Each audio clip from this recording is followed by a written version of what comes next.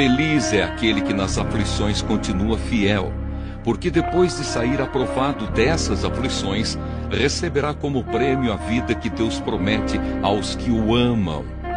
Quando alguém for tentado, não diga: esta tentação vem de Deus, pois Deus não pode ser tentado pelo mal, e Ele mesmo não tenta ninguém.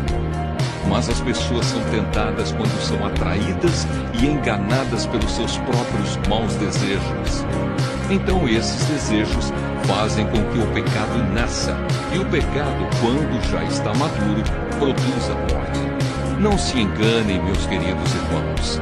Tudo de bom que recebemos e tudo que é perfeito vem do céu, vem de Deus, o Criador das luzes do céu. Ele não muda nem varia de posição, o que causaria a escuridão. Pela sua própria vontade, Ele fez com que nós nascêssemos